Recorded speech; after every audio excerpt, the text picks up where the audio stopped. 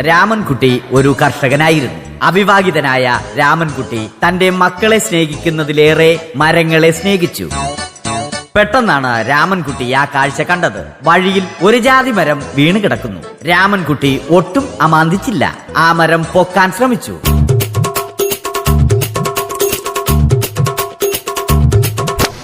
നടക്കുന്നില്ല. പിന്നെയും പൊക്കാൻ ശ്രമിച്ചു.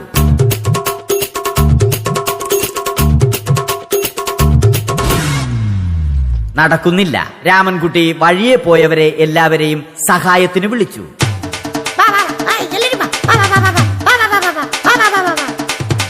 ആരും വന്നില്ല. അവസാനം കുടുംബശ്രീ യൂണിറ്റിൽ തൊഴിലുറപ്പിന് പോകുന്ന പെണ്ണുങ്ങളെ സഹായത്തിന് വിളിച്ചു.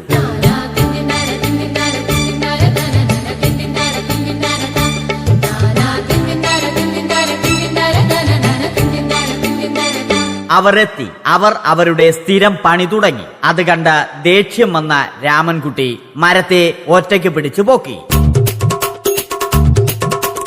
അത്ഭുതമെന്ന് പറയട്ടെ, മരം നേരെ നിന്നു. ഇത് കണ്ട തൊഴിലുറപ്പ് പെണ്ണുങ്ങൾ രാമൻകുട്ടിയോട് നോക്കുകൂലി ആവശ്യപ്പെട്ടു.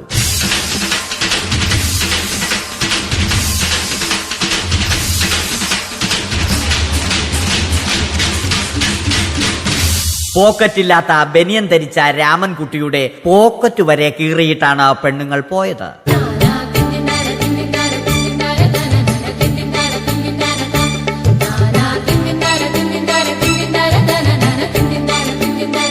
രാമൻകുട്ടി പിന്നീട് ഒന്നും ആലോചിച്ചില്ല. മരത്തിന് ഫാക്ടംബോസ് 2020 സെപ്റ്റംബർ 14 നൽകി. മരം തഴച്ചു വളർന്നു. ഇത് കണ്ട് രാമൻകുട്ടിക്ക് സന്തോഷം വന്നു. സന്തോഷം വന്നാലും ദുഃഖം വന്നാലും രാമൻകുട്ടിക്ക് മരത്തിനു ചുറ്റും ഡാൻസ് കളിക്കുക എന്നുള്ളത് രാമൻകുട്ടിയുടെ മാസ്റ്റർ പീസ് ആയിരുന്നു. ആ മാസ്റ്റർ പീസ് രാമൻകുട്ടി ഇവിടെയും എടുത്തു.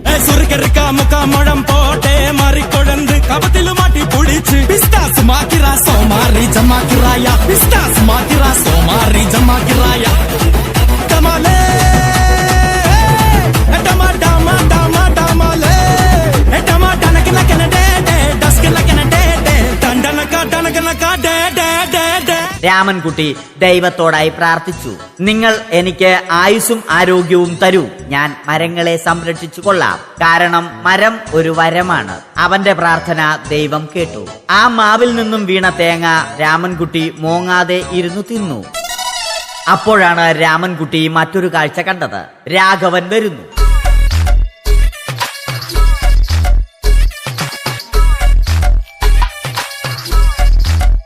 മരം മുറിക്കൽ ഹോബിയാക്കിയ, അതിലുപരി ജോലിയാക്കിയ രാഘവൻ മരങ്ങളുടെ ശത്രുവല്ലേ?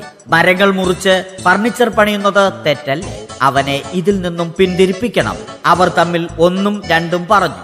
1 2 1 2 1 2. സംസാരം മൂത്ത് വാക്കേറ്റമായി. 3 4 3 4 3 4.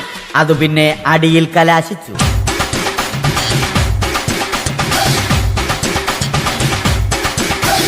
നല്ല മനസ്സിന് ഉടമയായ രാമൻകുട്ടി കംപ്ലീറ്റ് അടിയും വാരിക്കൂട്ടി. ഒടുവിൽ രാമൻകുട്ടി സർവ്വധൈര്യവും സംഭരിച്ച് രാഘവനോടായി അലറി. മനസ്സലിഞ്ഞ രാഘവൻ രാമൻകുട്ടിയെ അരികിൽ വിളിച്ചു. കൈവാക്കിന് കിട്ടിയ രാമൻകുട്ടിയെ രാഘവൻ ഒട്ടിറൊട്ടിയാക്കി മരത്തിലൊട്ടിച്ചു.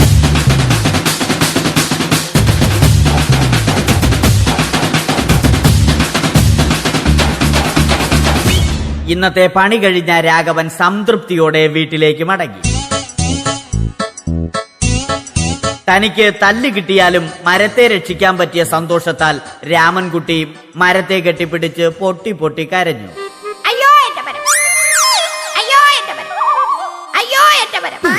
കാരണം മരം ഒരു വരമാണ്. കെട്ടിപ്പിടിക്കൽ ഏറ്റുവാങ്ങിയ മരം നാണം കൊണ്ട് ചില്ലകൾ താഴ്ത്തി. മരത്തെ രക്ഷിച്ച ക്ഷീണത്തിൽ രാമൻകുട്ടി മരച്ചുവട്ടിലിരുന്ന് ഉറങ്ങിപ്പോയി. പെട്ടെന്നാണ് അത് സംഭവിച്ചത്. പ്രകൃതി അതിന്റെ തനിക്കോണം കാണിച്ചു തുടങ്ങി. മഴയും കാറ്റും ഇടിയും വന്നു. അതോടൊപ്പം കോളും വന്നു. കോളെടുത്ത് രാമൻകുട്ടി പറഞ്ഞു, ഇവിടെ നല്ല കാറ്റും മഴയും, പിന്നെ വിളിക്ക്. കോൾ കട്ടായി. രാമൻകുട്ടി ദൈവത്തോടായി പറഞ്ഞു, കാറ്റും മഴയും അതൊന്നും ചെവിക്കൊണ്ടില്ല. രാമൻകുട്ടിയുടെ മരം ആടിയുലഞ്ഞു. രാമൻകുട്ടി ദൈവത്തോടായി വീണ്ടും പറഞ്ഞു, മരം ഒരു വരമാണ്, മരത്തെ ഒന്നും ചെയ്യരുത്. വരം കിട്ടിയതുപോലെ രാമൻകുട്ടി തന്റെ ചൂണ്ടുവിരൽ കൊണ്ട് മരത്തെ താങ്ങി നിർത്തി. ചൂണ്ടുവിരൽ വളഞ്ഞ് ചൂണ്ട പോലെയായി. ഇനി മീൻ പിടിക്കാൻ കൊള്ളാം. അവസാനം സംഭവിക്കേണ്ടത് സംഭവിച്ചു. രാമൻകുട്ടി അടിയിലും മരം മുകളിലും. അന്ത്യശ്വാസം വലിക്കുന്നതിനു മുമ്പ് രാമൻകുട്ടി ദൈവത്തോടായി ഇങ്ങനെ പറഞ്ഞു, എന്റെ പൊന്നോ, മരം ഒരു വരം